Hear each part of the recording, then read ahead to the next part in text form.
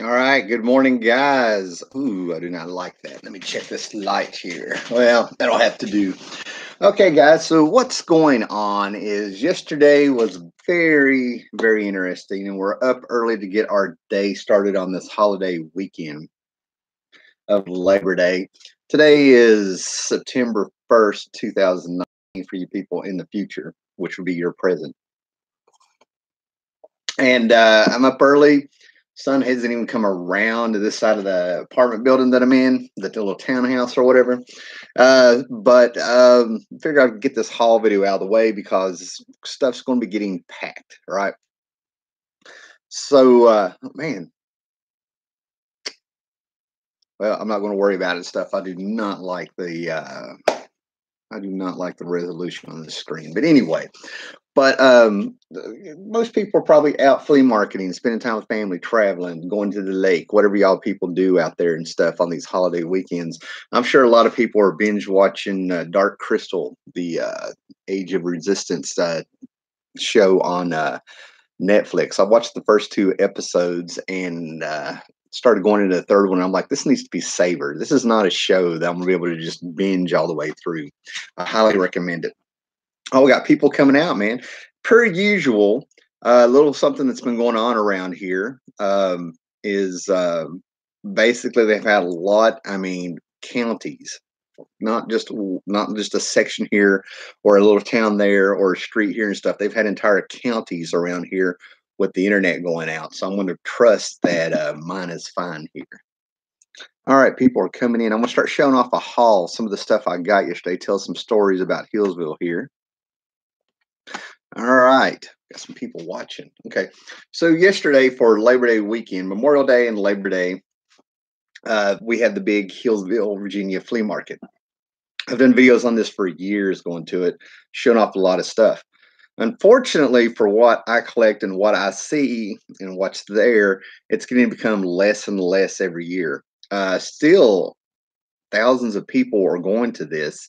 I'm just not sure what they're buying. I'm getting to where I see the same vendors, and I'm seeing the same vendors who have the same stuff going on the last 2 3 years. There's a one or two people I ran into that did buy up a couple collections, had some stuff out there, but either already had it or wasn't impressed. Then you've got a few new people who blew my mind that gave me some good storytelling material, but I was only there for like about 4 hours. I'm gonna give a shout out to Ben G76. He's got a channel. I ran into him on my way out, so I just talked to him real quick. He bought something very cool. You can go see on his channel if you're an Atari fan, especially. But I got done real early. Hey, Gretzky 9966 is here. What's up, guy? Good to see you. So I get down there to Hillsville. I actually was going back and forth. Am I going to go? Am I not? Because this is one of the few times that I was exhausted from the last month and a half from work. It just kind of took a toll.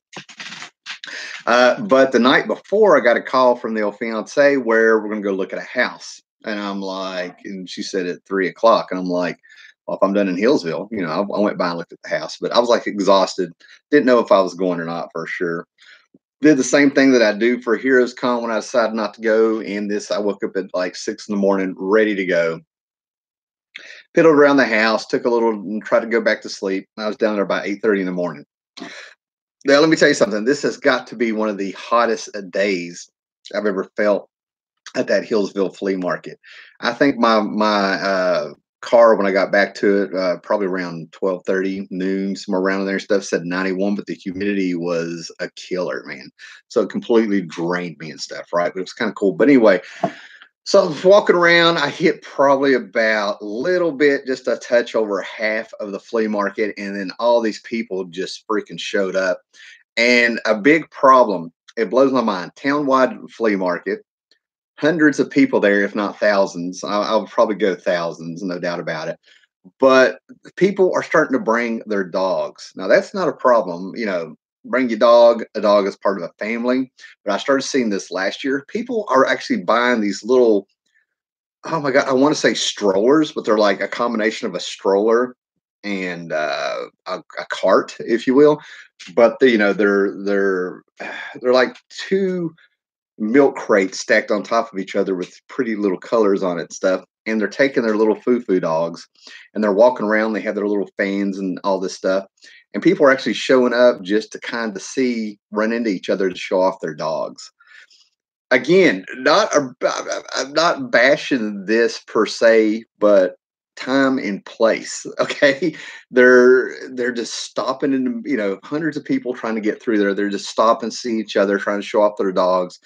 It was just unreal. And then there were people there that were not there to shop. They were there because it was something to do. Again, nothing wrong with that, but you can't get in the way of all this stuff. You know what I mean? So I'm like, oh my God. So I'm sitting here, I'm like, what is going on? This is creeping up. And then we get to the comics part of it and stuff, right? There were people. I was by myself. I'd be going flipping through books and stuff, and I would be hearing people. They'd be talking around there and stuff, and it was just really pathetic. I mean, I had it's still just a flea market, but the things that are going on that are pathetic were killing me. There were people there showing up like trying to come off like they'd been into comics for a while, and they were pulling out their phones and they were explaining what a variant cover was to each other and people and stuff, right? And what I think happened is all the comic book news, whatever, that's hit in the last month or so. We got the She-Hulk TV show supposed to be coming out. You can stream it. Moon Knight. There's been talk of Power Pack on something. All these, the Elementals, movie news, whatever else is going on there, Sing Chi and all this stuff like that. People are out there and they're trying to pose and put on this front like, oh, I just collect comics. I'm just a fan. Ooh, I remember this when I was a kid, and they're wanting to buy it. It's like they're trying to set up a story so that they can buy something cheap and run with it and then sell it on eBay and stuff, right? So I'm just sort of like, oh my God, it's like parasites on the hobby. I don't care how judgmental I sound, but I saw right through what they were doing. They were clueless. They were clueless with what they were doing. And then there was one vendor in particular that blew my mind. You would be amazed at how many people had come down from, with their accents, it was Bronx and Brooklyn, have come down to the south. Seems like they're moving to North Carolina and parts of Virginia out here and stuff to get out of there. And they were there, and it's like they just got all these toys and a bunch of comic books and stuff, and they knew nothing about it. But one guy in particular was just really loud. And I'm one of those people. I seriously do have a problem with just loud, obnoxious people. So I'm talking about this guy himself. I'm not pushing, a broad stroke across anybody from New York or anything like that. I'm talking about this guy. He had a real quiet wife there, and he had two kids there that he couldn't control. They had been, I don't know, 7 and 8, 6 and 7, or something like that. One boy, one girl. So he had a section for his stuff, and he went ahead and pulled a van up behind his tent, and he opened up his van, and he had some more comics back there, and they were on a table. The ones that unfortunately on the table got hit with water or moisture or something happened. Then he parked another van right across from him, right in the middle where people walk, for this place. So he actually got another section for free, at this place. I see a lot of Florida and New York people moving around Raleigh, North Carolina. I think they said they were from Raleigh. They were living in Raleigh. I heard him say something about North Carolina. It might have been Raleigh. If not, it's around that Tri-Cities is where he's at. But his kid, it was unreal because the kid came up to me and it was like he was trying to hustle me, which at first I thought was funny. I worked in school for 5 years with, the bullies and the troubled kids and stuff like that, a lot of patience, real familiar with it. I can read them and all this stuff. And then the kid was trying to get me to leave what I was looking at and go look at the stuff on the van and the stuff in the back. All right. So I was like, go away, kid. You're bothering me. But nicely, kind of ignoring him, trying to be nice about it, act like I was busy. The movie speculators have killed me on piecing together older runs. Tom Bagley. Yeah, that's what I'm getting at. But this was blatant. You know what I mean?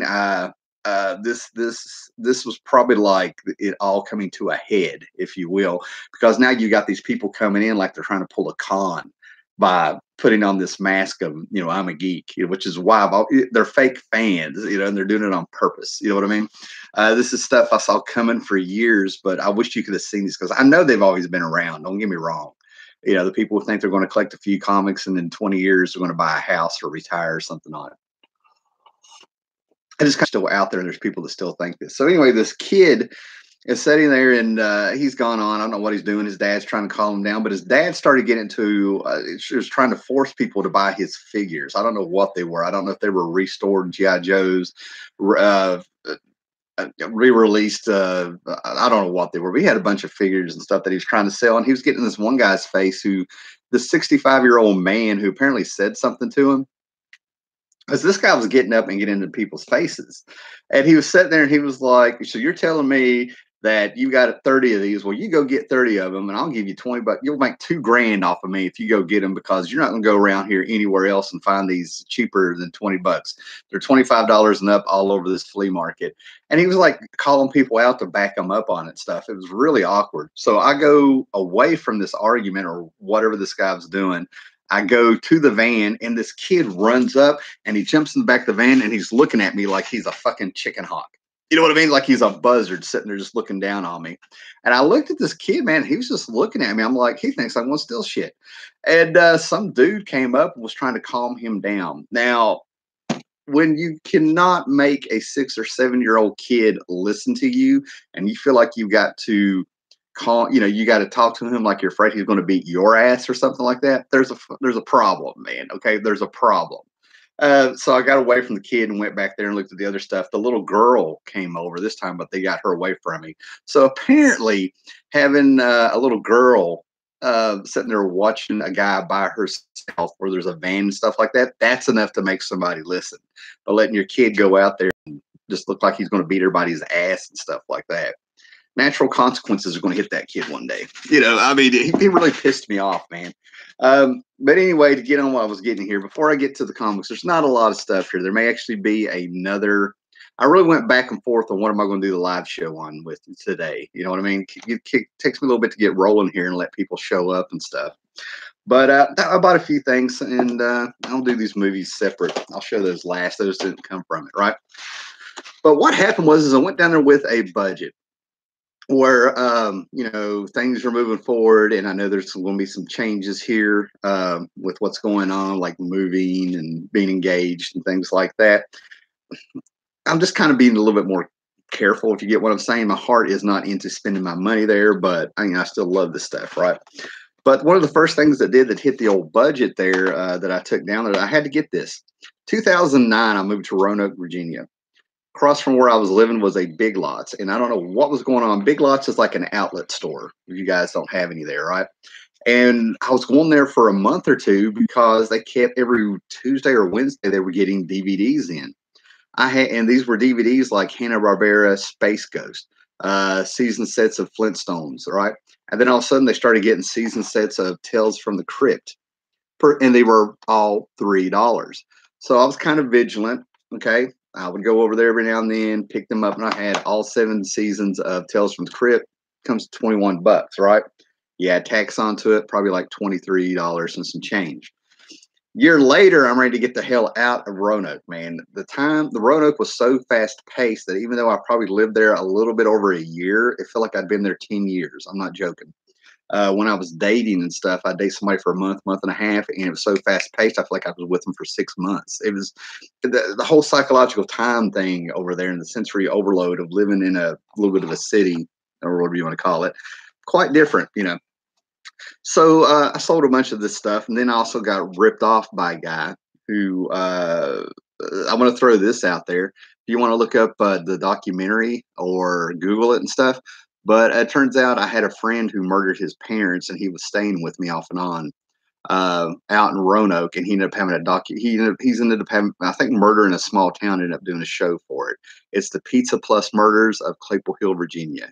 If you want to do that. The guy's name was Chris, right? He ripped me off of a bunch of stuff, surprise and stuff, right? And he sold them because, I guess he was on the lam or something. He ended up getting the insurance money eventually. And what he was talking to me is going to be $250,000. So who knows how much it was. So the whole point of that story is that I found this for a little bit under 20 bucks. All right. This is the complete, not only do I have the DVDs that are like new, the slip case is a little beat up, but now I have this cool little slip case of Tales from the Crypt. Okay. Based on the EC Comics, I think they actually adapted some of the stories from the 50s from the comic book Tales from the Crypt in here. some original stuff. They had stars like, I mean, they had movie stars on it, right? This is when HBO was really like up in their game and adapting things, right? I mean, I would really like to do a whole series on this, right? Now, Twilight Zone of the 60s is my favorite, um, supernatural show, if you will, sci-fi show, whatever you want to call it and stuff like that, right?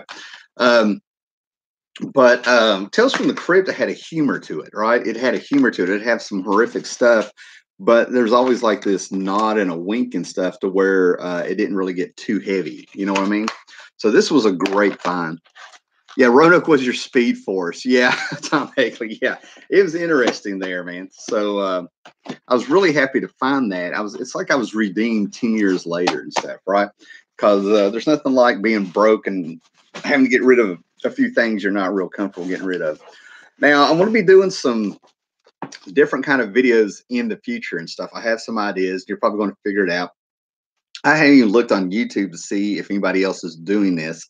But like I said, for you guys popping in there, we found a house yesterday. So I'll be moving probably at the end of the month. The flea market in Raleigh is mostly overpriced for comics and toys and video games, and they think they have stuff, but it's mostly junk. That's a lot of flea markets in general. I love flea markets, but I go in knowing that there's a little bit of a haggle to it. There's a little bit of checking things out. There's a little bit of a poker, but there's a game to it. And I usually, I could spot things and I get my game face on before I go in there. I have also gone up there, and when I found out that somebody wasn't from around here and stuff, I've done this for years. I'll crank up the old accent here and just be like, "Woo-wee, look at that." You know what I mean? I've played dumb quite a few bits where they've already expecting it and stuff. And then I walk away with some good shit, and they're just sitting there like, "Did he just do that country jive on me?" I heard that one time. I got 10 feet away from somebody and heard them say, like, they were counting the money as I was walking away. And you could hear I swear I heard their neck snap in my head where it just dawned on them. Hillsville Flea Market is a young man's game. I just don't have the stamina or patience to scour it for comic bargains anymore. William Bird. Um, well, William, I'm not sure how old you were and stuff like that, but I get what you're saying. I can feel the difference in the last at least 2 years for sure with my age and stuff like that. There's a difference. I could hit that thing in 3 or 4 hours legitimately and stuff. And now I'm like at about an hour or two for that if I'm going to do it and stuff. But I totally get you. I also think that it's also, we're not pumped up by the excitement of what we could find. I think that we reach a point where it's getting harder and harder to impress us because we found some good stuff. I legitimately felt since last year I found that Shazam comic with the first appearance of Black Adam in the Bronze Age. What is it, 27, 26, 28, somewhere around there. $2. And I think the book was worth $300 at the time or something like that. It's almost like I felt like I might have peaked, right? Hey, Charleston 66. Charleston 66, if you're going to call today, I will be home. I got news for you. We got a house yesterday that I was telling you about. I've been saying it here and stuff, right? So if you give me a call today and stuff like that, I'll tell you all about it and stuff. I'll be at the house today. I'll be packing and cleaning up and just whatever. Okay. But now, I'm kind of, steering like, oh, this was here. There's people there who had comics. They had like Bugs Bunny, Beagle Boy, Super Goof comics from Gold Key that came in those 3-packs from the 70s and stuff. And they were wanting $5 and $10 a piece for them and stuff, right? I mean, it's still out there. The overpriced stuff is there. Then there's a guy named, I'm going to die getting his name wrong because I told him I had it and I know his name. But he remembered me because probably like 10 years ago at that Hillsville Flea Market, I got my Johnny Quest, my Holy Grail, my Johnny Quest comic from 1964 off of him for a great price. And he remembered me. He still remembers the old school Howler Mouse videos where I did the history lessons and the artists and all that stuff that I used to do and things like that. He's still kicking. He's still having a good time with it. Awesome. So skipping back to what I was saying about some different kind of videos I was doing. I'm thinking about doing stuff, but I have a plan in my head. I have a vision. We'll see how it goes. I've not even checked YouTube to see somebody's done this before, but they probably haven't stuff. But anyway, I found this completely sealed 1989 puzzle from DC of Batman. I've been finding puzzles left and right, which is wild and stuff and cheap. I thought this was a Jose Garcia Lopez drawing, and it may be, but the more I look at it, the more it's like somebody traced his stuff because the Garcia Lopez would not draw feet that bad. You know what I mean? But I found this. This was cool. There was a couple puzzles there, but I took the one that was sealed because I know it'll be complete. 200-piece puzzle. Now I was like 16 when this came out, and I have no doubt in my mind that Batman merchandise probably got upped because of the Tim Burton movie and stuff, right? So I'll probably be doing these and stuff. And it blows my mind to see these little prices from yesteryear, how much these were. This thing came out and it was $3. And then apparently it was on special twice, where you get two puzzles for $3. So I'm kind of curious what else they could have had back then. But yeah, I'm digging the puzzles. I'm ended up getting a stack of them. Puzzles was just something you did at school, and every now and then, you'd buy a puzzle and put it together and stuff.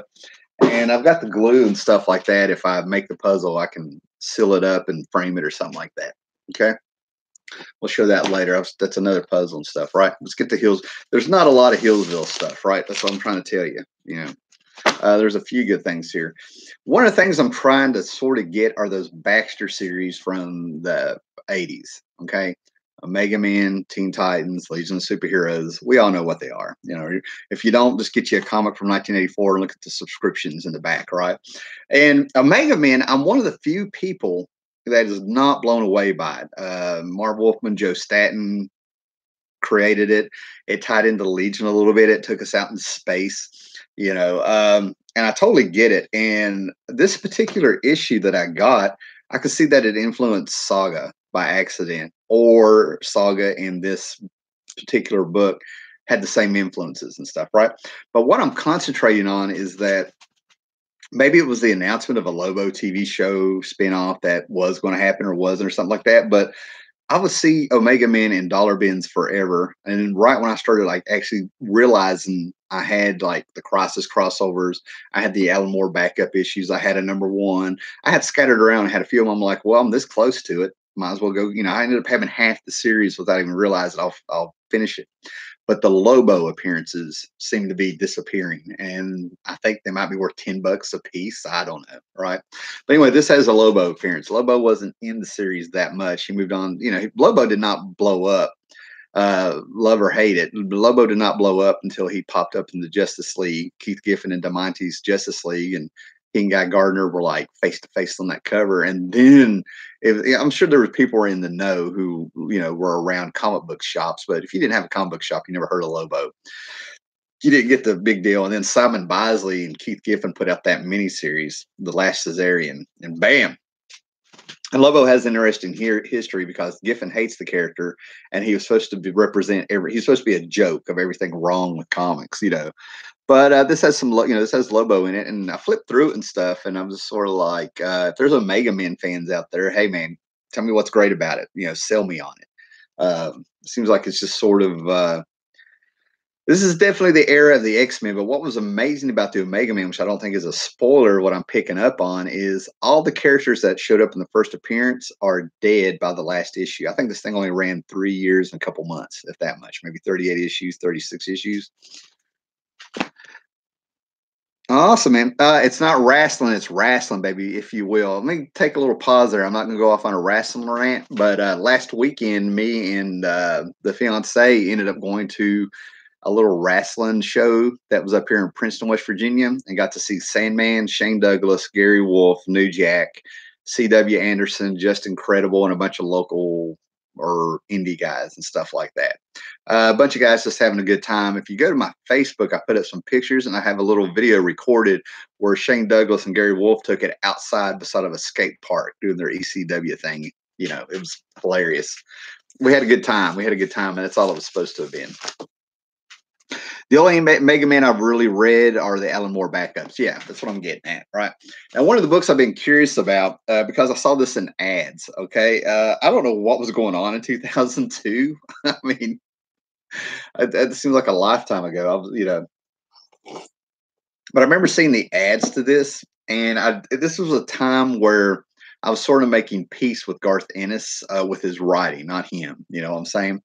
But he turned, I was really having a problem with somebody saying they were an atheist and me giving money to them when they had the subject matter at hand with Preacher. I've gotten over all that. You know what I mean? Where are we going here?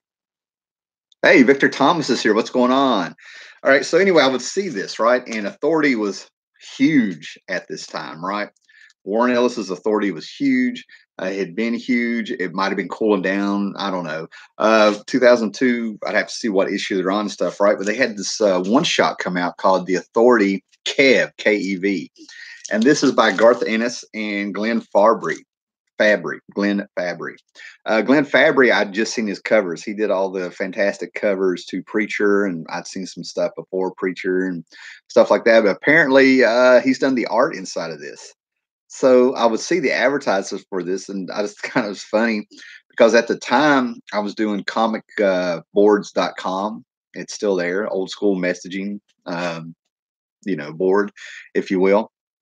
And one of the guys that I talked to lived up in Canada, and his name, he was Kev, was on his handle.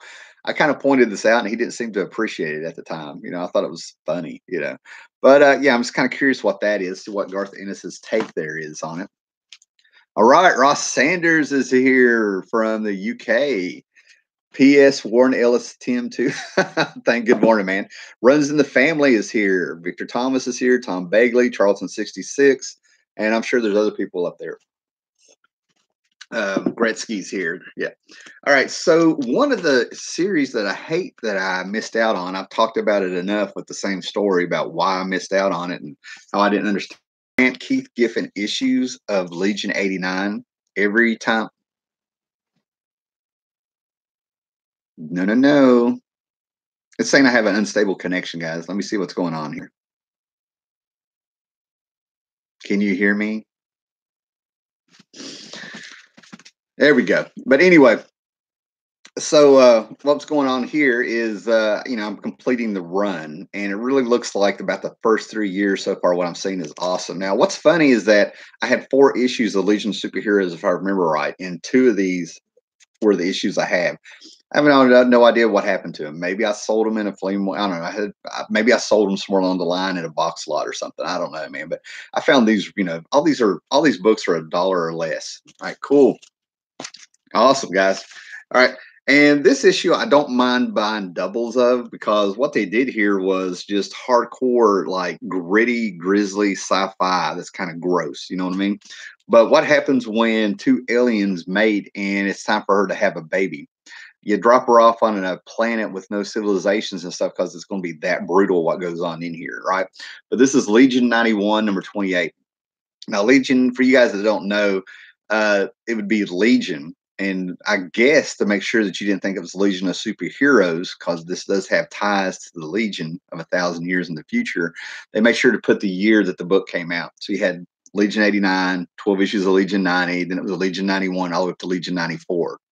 But this issue in particular was like, I felt like I want to go back and reread it because I don't want to hype it up. It's not one of the, do not pay more than $1 for this one. Okay. You know what I mean? But it was the storytelling where they pretty much take a whole issue to kind of show you brutal, gross births and stuff. Right. And I'm pretty sure it's that Giffen art to where it's not, not highly advanced and stuff. Right. But, they set a mood, and they, to show her suffering and how bad it's going to be. It was really a cool take. Very brave. Gross cocoons pop up or something. Days go by. It's just her on the planet. And I thought it was a really cool, her body starts ripping up as she's, getting ready to give birth and going into labor, throwing up, being sick. It's just an interesting story that stuck out because I don't think I ever read anything like it. That's where her body transforms in order to prepare herself for the baby. Just some weird alien stuff in there, man. I was like, this is some hardcore sci-fi, man. This is like some Mobius shit. So that's what That's one of those comics that just sticks out of my mind because it actually felt original. I don't remember an issue of Heavy Metal or anything like that. And again, I don't want to hype it up. It's not hardcore art there, but it's just they just went somewhere I've never seen a book go before, and I thought that was cool. What does the Legion acronym stand for? Oh, You're right. It does stand for something, man. But it's like they're a police force. Let me see if it's in here. That's what I mean about why I didn't get the book. I asked the same questions when it came out because it didn't give you recaps. So I probably do not know. And no, it doesn't have it in here, man. I'm not going to dig it up. You're going to have to Google it, man, because I want to when this is over with. But yeah, it does stand for something. I don't know. I don't know. But that's what I mean. It's turning out to be a great series when you can read them in a big chunk, in my opinion. You know what I mean? But that's a good question. Now, one of the things I find myself buying here, and I'm not sure why, and I just get these when they're cheap, right? Are Marvel Tales. Now, we all know what Marvel Tales are. If you don't, it's where they were, Spider-Man was real popular, and they started reprinting their stories in the 70s from the 60s and stuff. They'd always done this, but they started doing titles where they would start giving them original covers, if you will. And by the time McFarlane got on Marvel Tales, McFarlane was hot on Spider-Man, and McFarlane was a name. Everybody wanted everything McFarlane. He started doing covers to Marvel Tales. So there's an issue where you had Spider-Man meeting the X-Men. You have McFarlane doing X-Men now. You got to see Mark McFarlane do these other characters just for the covers, and he was still hiding the spiders in them and stuff, right? So whenever I run across them, I found Marvel Tales 232. It's mid-December, so apparently everything went bi-weekly in '89. There for a summer or something like that. So we had McFarlane doing it where Spider-Man met Dazzler. Marvel Tales, I think some of these could have been like Marvel 2-in-1 reprints and stuff. But it's thanks to Marvel Tales that I have my Spider-Man two-parter Death of Gwen Stacy. And I had my first appearance of Punisher that way. The first of those books were actually in my house in the late 70s. It kills me. It kills me. I had my hands on them. I read them, but I was a little kid, and they were my stepdad or uncle's books. Who knows what happened to them over the years? Okay. Now, nostalgia thing. Some people remember this, some don't. And this was 12 issues. It was supposed to have been for a toy line that may have never come out or anything like that. They played around with it.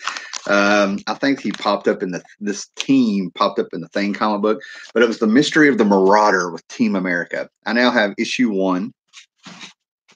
Well, up until a week ago, I had it up there. I had issue 1, and this is issue 12, where you finally find out who the Marauder is. Legion stands for Licensed Extra Governmental Interstellar Operatives Network. Thank you, Mr. Gretzky. We appreciate that. That is fantastic. But with Team America, like this was a book, like I said, that my friend would have, and I would see his issues of it. You know what I mean? And I got to see every month him, throwing it on a table or something with some G.I. Joes that he made and stuff like that. He dug it. I remember flipping through it and reading it. I think Ron Wilson did the art on it. I'm not sure. But completely nostalgic purposes that I'm getting this. I mean, nobody remember, this is not in demand is what I'm getting at. There's people who remember it. You got the 80s ads. This is just fun. And it just kills me that this is like in mint condition, like it came right off. I mean, even the ads and stuff, man. I mean, I think it was about a year or two later, I started playing the old Dungeons and Dragons, and they were showing that it was family time and a family game, because heavy metal and role playing was satanic back in the day. It's where all the evangelists made so much money off of Ozzy Osbourne back in the day. Yeah. And one of the comics that I still have that I read and reread in the late 70s that I thought was just cool was Surfing Wheels by Charlton Comics. I had one issue of it. I still had it. And it was a comic that was split in two, with a hot rod story and these 3 bikers that were like the Angels or something. One was a reformed Hills Angel or something like that, right? So motorcycles, Ghost Rider, stuff like that. There's a whole separate genre that cracks me up about it when it comes to like making sure there's some motorcycles in comics. What we got here? Charlton, issue 1 of Team America has a very cool Bob Layton cover. I have it. I thought about you when I bought it and I saw that. I thought he did inks, but if you say he did the cover, I am down. No argument there. I enjoy Team America. It's just a fun comic. It doesn't try to be high art. You know what I mean? Yeah, it's just, and like I said, the way I remember it, it's just been a toy line that never came out. Tom Bagley, between this and US1, Marvel is really trying to get those Motorheads. US1 got some redemption in John Byrne's She-Hulk of just bringing it in. You know what I mean? It was totally tongue in cheek, totally funny, and then you find out it's not in continuity. That cracks me up. Yeah, but US 1, the man with the C, he had the what was it? He had teeth that allowed him to pick up CB signals, and that was his superpower. You know what I mean? I'm like, did Al Milgram have something to do with that? I want to end up looking this crap up. I think I might have US 1 #1 here somewhere, but I'll never find it. Oh, if not, I mean, but trucker who can pick up CB signals with his teeth. Ross Sanders in the bloody PMRC. PMRC, it all backfired. The PMRC actually increased record sales. Well, thanks for giving us that sticker and not realizing that teens like to rebel. The Barbara Streisand effect. That's what it's called. Team America. I really enjoyed it. The Hydra story in it. I sort of. Yeah. When it comes to Team America, I remember the highlights. I remember the parts where everybody was trying to figure out who he was. I remember the mystery of Team America. You guys are going to make me want to get all 12 issues now. I think Shooter wrote the first issue. I wouldn't doubt it. Would not doubt it a bit. I can see Shooter setting up the series. I can see that. The Team America toys were at our local Roses. Repurposed Evil Knievel toys. William Bird has let us know that Team America toys did come out. I will be going to eBay. Probably won't get them, but I got to see this. I got to see this. Oh, this is awesome. Oh, man. I can't believe that out of everything I'm showing and everything like that, I'm getting the biggest kick out of the Team America talk. That's awesome. And the MMPA with horror movie cuts. Oh, the MMPA. Yeah. Now, the MMPA, when it comes to the movies and the cuts and all that stuff, I'm not going to lie, the only movie I ever agreed with, and I really don't know if the MMPA went after it, but it was the one where they made Santa Claus a serial killer. Because I remember working in the video store, I think, or it was a year before I did. Anyway, I rented movies from the place I ended up working when I was 18 for years before I went there. But there's nothing in there that really made a point of balancing out the story to let you know this is a psycho who dresses up as Santa to use that as a tool to get in. They went. I had a problem with that one. Anything else, I was like, "Are you kidding?" I mean, you had I can't. There was stuff they didn't go after, that got me. I was like, how can you go after this movie if you're not going after that movie? That's about as much as I remember the MMPA going after stuff. It felt like they were selective. And even back then, like today, we would say clickbait, what gets more clicks. To me, it's like they go after the biggest ones or whatever so they can be noticed or something. I feel like somebody was making money somewhere. I just couldn't figure out how. But then again, I'm that guy. I'm suspicious of everybody who tries to come off and say they're virtuous and they're doing things for the common good and they're in a business. I was just a smidge sad when I found out that Team America movie wasn't based on the comic. That's Tom Bagley, Team America. I want to start singing the song, but I don't want to drop I don't want to drop an F bomb in this. Oh, you know what? I love the Outsiders movie by S.E. Hinton. That came out in '83, the same year that I started buying Batman and the Outsiders. I had the same thing. And then in the '90s, you had the Avengers movie come out, but it was based on the British TV show. I remember as a kid, my stepdad blasted me because somewhere there was a rerun of it. And I was sitting there like, this isn't the Avengers. And I don't think he got that I thought it was going to be like a cartoon or something of the Avengers comic book. It was Emma Peel and John Steed. And you couldn't have put a sheet of paper in between me saying that and him coming down on me, yelling at me about how he will beat my ass with that bowler cap and umbrella if he heard me saying that. I'm like, yeah. So yeah, the Avengers, when I was, that's what it hurt me. But we got our Avengers movies. Now this book in particular cracks me up. Okay, my brother and I both had New Mutants #98. I can't remember if we bought it at the same time or maybe I bought it for him because he only came down on the weekends most of the time, stuff like that. And he lived way out, on a ridge out in the mountains and stuff. So, I took him up every now and then. I'd grab him a few things or something, or maybe he got on his own. I don't know. But we both had New Mutants #98. And this is when Rob Liefeld was hitting. And I still hold that I still hold that the introduction of cable took us into the '90s. Okay. So, Rob Liefeld does have to me, his moment in history is he and Louise Simonson. I think it's who was, on the book and stuff with him, brought in Cable, and we brought in a new. I feel like that's an era of comics that were brought in, right? And Deadpool was front and center on the cover, and everybody's reaction was that it's a ripoff of Spider-Man when you saw it. Deadpool was nothing in that book. You know what I mean? He was just something. He was a plot device, something you can just kind of beat up. So 2 issues later, New Mutants number 100 comes out, leads into X Force number 1. X Force number 1, I think I'd got that book in July of '91, and I was in Baltimore. I'd moved to Baltimore for the summer, if I'm remembering right. We're going way back, almost 30 years, guys. 20, yeah. Anyway, but this book came out, X Force number 2, and there's Deadpool popping back up, a Liefeld character that's supposed to be pulling up this guy who's supposed to take off. You know what I mean?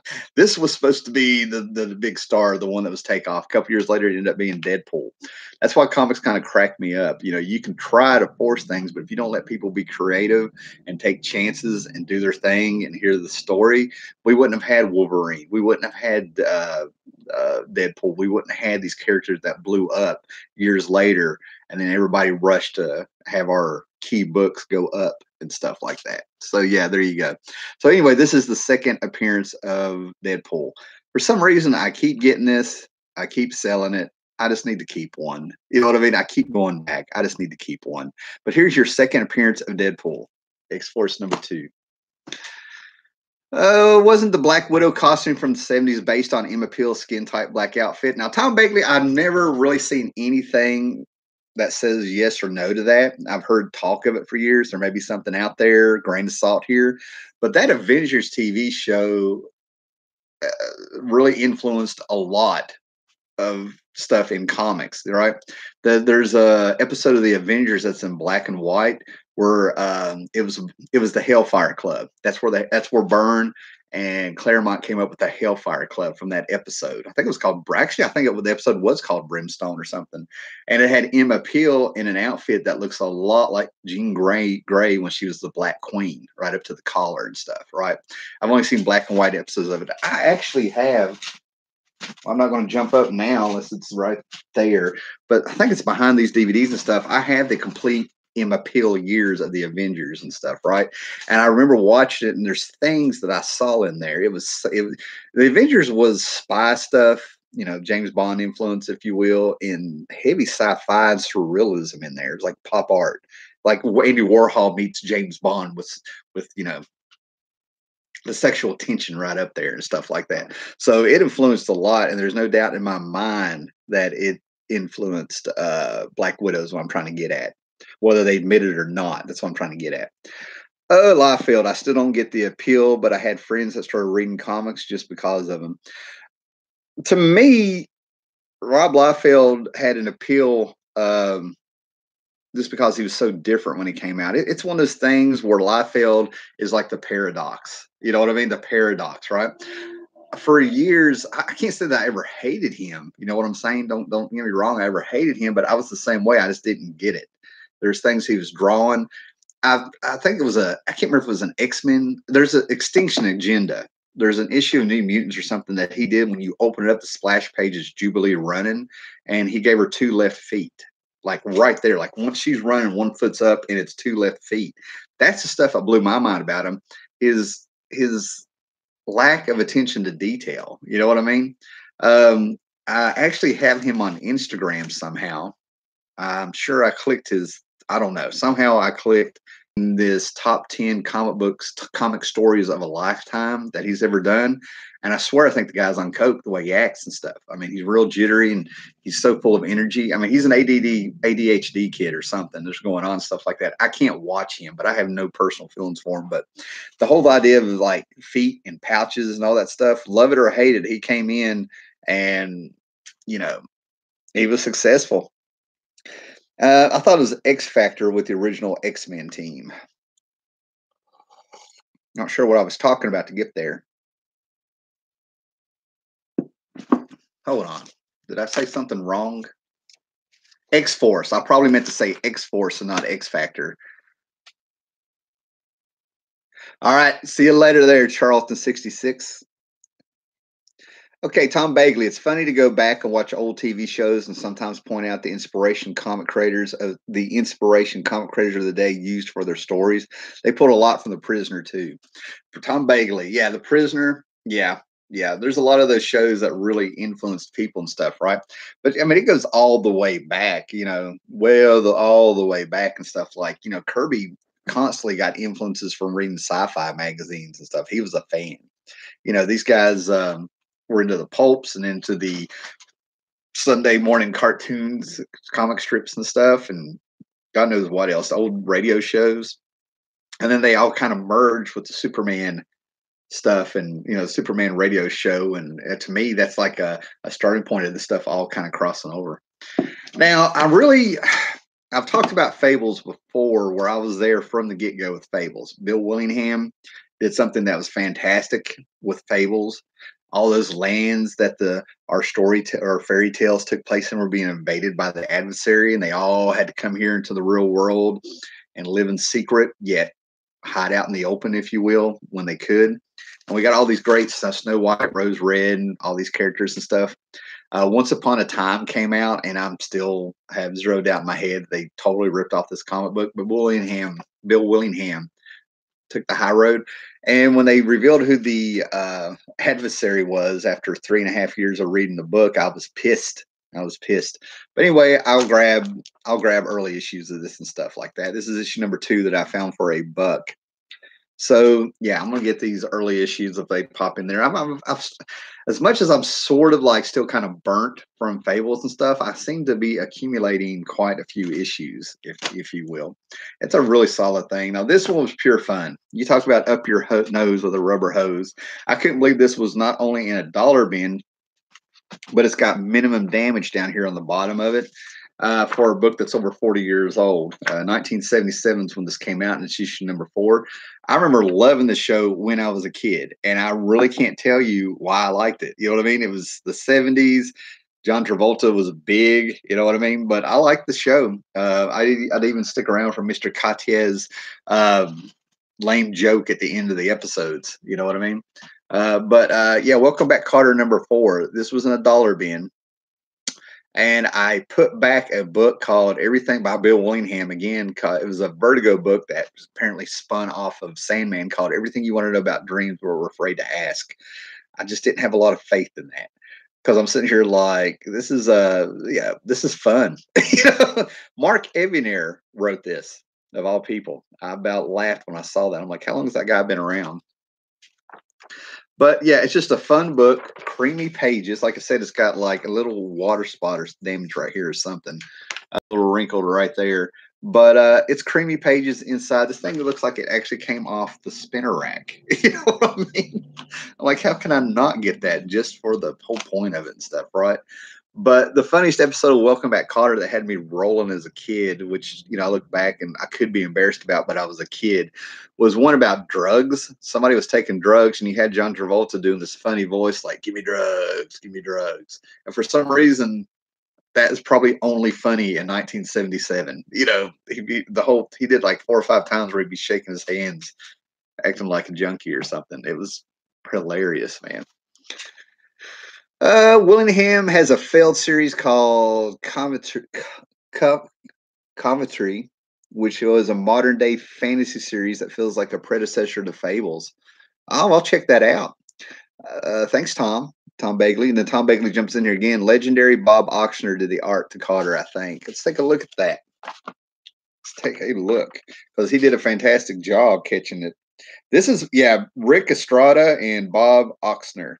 Yep, they did it. Editor Joe Orlando. There's a legend you don't hear a lot about anymore. Joe Orlando, awesome guy. Let's see what we got here. Did Liefeld rip off Deathstroke the Terminator for Deadpool per shock value versus substance? Rob Liefeld, I can't read his mind. I don't know what's in his heart. You know what I mean? But Rob Liefeld has gone like on record, and it blows my mind because I don't ever remember him. I remember him talking about Frank Miller being a big influence, and when Frank Miller came out, I thought he was a poor man's Art Adams. I know that hurts. I hate to put it harshly like that, but I thought he was a poor man's Art Adams, even the way he drew some of his faces, you know. I could be wrong, but he started talking about all these influences, and I seen, you know, you could find an interview from 1990 and show it to me, and I would concede. You know what I mean? Like, you know, I'm not out to prove anything. I'm not out to be right here. I'm going by my memory. But I never really heard about Rob Liefeld being a George Perez fan until he did Deathstroke the Terminator during the 52, DC 52. And he got busted for swiping George Perez panels from a Teen Titans book or something, retelling the origin of Deathstroke. Now, if you're retelling the same story, even though it's DC 52, whatever, you're retelling the same story of the origin of Deathstroke, big deal. To me, that's a big deal. That's in context. People know, people in the know in comics know you can go back and this is the origin. And all of a sudden, Rob Liefeld came up with all these stories where he was like, I was a George Perez fan when I used to drive George Perez around, and he did this and he did that. All of a sudden, he's talking about being a big fan of George Perez. And then all of a sudden, I was the one that caught in my house. I mean, it's 1990. It's not like I could get on the internet and announce this. I'm sure other people did too. But when they gave somewhere along the line, when wherever it was, I read the first time Deadpool's name. You know, you had Slade Wilson versus Wade Wilson. Rob Liefeld had to have been giving you a wink and a nod that this is Deathstroke, come here. And they kind of run with that. Other people came on there. I think it was Joe Kelly that really ran with it. I have a Superman Batman annual. You can find it where they play into the Earth 3, where all the heroes are criminals on that world. And they started adding to it where the criminals are actually the heroes. And they did a Deadpool thing. You knew it was Deadpool from Earth 3. You know what I mean? They've kind of gone with and stuff. But Liefeld flat out has come out and said that, yeah, he's a Deathstroke fan, a George Perez fan, and that was a big influence on Deadpool, which is why he even gave him a name that sounded like Deadpool's alter ego, you know. A poor man's Mike Plug. Oh, Tom Bagley. Oh, I can think of a couple people that's a poor man's Mike Plug. Plug is awesome. Or Homage. Yeah, we'll go with Homage there. We'll go with Homage. Yes. Rob Liefeld, poor man's Mike Plug. That's going to be in my head all day long because I'm a huge Plug fan. I have him on Facebook, man. I love when he pulls out old art. He and Rick Veitch are the best. Okay, so we're gonna kind of get away from the flea market stuff. I'm gonna finish off this haul because, like I said, I got stuff going on today here, right? But I was talking about puzzles. Went to Ollie's and found this fantastic puzzle. Right? If you look at it, this is how many pieces is this? 1,000 pieces. This should be good, man. Just a collage of some, you know, Silver and Bronze Age Marvel comics and stuff, right? 1,000 pieces for a steal. $5.99. So yeah, I'm gonna have some fun with that when things settle down and stuff like that. You know, that's gonna be fun. And a few things. I got one DVD or Blu-ray I'm going to talk about over here, right? One of my movies I like, John Waters inspired. If he didn't do it, yeah, it is written and directed by John Waters. John Waters with me, I'm a fan, but you know, I'm hit and miss with him. I don't praise everything he be with Johnny Depp and stuff, right? I was a Johnny Depp fan before Johnny Depp went full Hollywood and stuff, right? What's Eating Gilbert Grape, Ninth Gate. Probably the Ninth Gate to me is the last time we saw Johnny Depp as, you know, the original Johnny Depp there and stuff like that. And Crybaby, he just is, this movie is just phenomenal. It's just such a good time to watch, man. You know, they got Tracy Lords in it, they got Hatchet Face in it, Johnny Depp playing that rebel without a cause and the girl and all that stuff like that. You know, just dig it. Hot cars, hot chicks, and a tear. I'll shed one tear for you, baby. What we got here? Screen's black. What? I think Fabian Nicieza and Joe Kelly deserve a ton of credit for giving Deadpool his personality. Yeah, going back to that,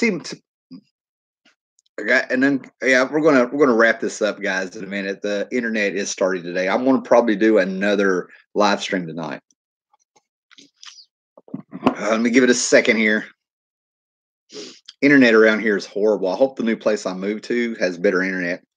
Okay, and apparently where the screen went black for some people and stuff like that, the internet's starting up. So if the internet is starting to act funny, I wanted to wrap this up here a minute.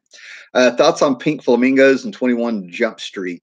Pink Flamingo, it's an acquired taste. Okay, 21 Jump Street. The show never impressed me. I remember finally getting to watch a few episodes of this show I'd heard about, and I watched it, and I seriously, I didn't get it. Now I have a Roku stick for the television, and think, I think on the Roku channel you can watch 21 Jump Street for free. If not, it's on one of the streamings. I'll give it another chance. But 21 Jump Street seemed to me it was just young. You know what I mean? And it came out during a time where Married with Children was exactly what we needed there. You know what I mean? So I kind of think all those Fox shows and stuff just kind of got grouped together with Married with Children, making everything cool. Seriously, it was days of cable, people. Cable. I'm back. Awesome. Screen's not black for me, but you are glitchy. Yeah, it's the internet around here, guys. It's not YouTube this time. I can't say that. All right, so one thing I got here is I don't know where it went. I don't know where it went, but I found this 3-pack for practically nothing.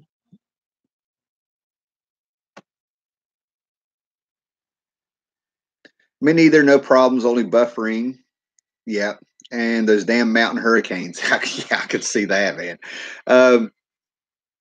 So I got this is Godzilla, and then the Japanese movie of King Kong escapes. It's getting worse, guys. All right.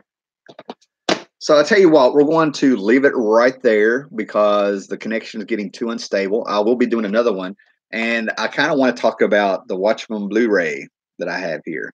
There we go. I'm back. Well, we might go ahead and just do that, right?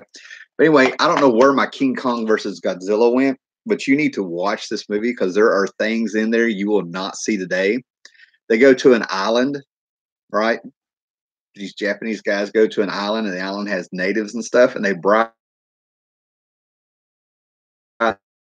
have this phenomenal battle between King Kong and an octopi, an octopus, if you will.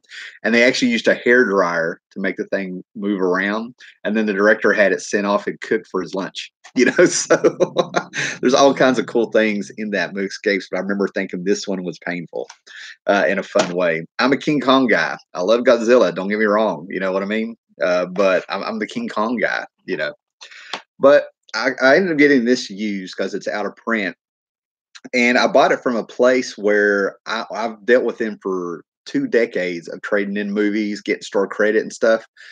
And one of the things they never did was take a rent. They would never take rentals, right? So I get this Blu-ray here. I get it home. I unseal it, and I come to find out it's a freaking Blockbuster rental. But it's Watchmen on Blu-ray, the director's cut. And I want it because when you put the Blu-ray in, you have Zack Snyder popping up talking about the movie. You know what I mean? As it goes on and stuff, right? But one Blu-ray is scratched. The special features is scratched all to hell. Now I have the DVD of the Watchmen director's ultimate cut, so I'm good on that. This one looks all right. It's got a few on there, but believe it or not, guys, which I think you can if you watch this channel, not only being on top as being a cheap bastard at times and stuff like that, but I don't have a Blu-ray. I have Blu-ray movies and I have no Blu-ray. I keep getting told to get a game system. You got to get a game system. Ooh, I'm down to 3 people, man. That last glitch killed everybody. I don't have a Blu-ray and stuff, right? So I'm going to have to break down and get a Blu-ray. So I think I can find them for 40 and 50 bucks or something. Do that, Tim, and dub or sub for King Kong versus Godzilla. Awesome. All right, guys, we're going to hop out of here. I lost everybody on that last glitch there and stuff like that. Thanks, you guys, 3 guys that have hung in there with me. And like I said, if the internet behaves around here today, hopefully where I move, they have better internet. I might do another stream tonight because today it's going to be getting stuff packed up, start cleaning up around here and stuff so I can get out of here and get moved and not have to wait till the last minute. I hate moving. I've done it so much, but I'm good at it. So don't ever get good at anything you don't like. Later, guys.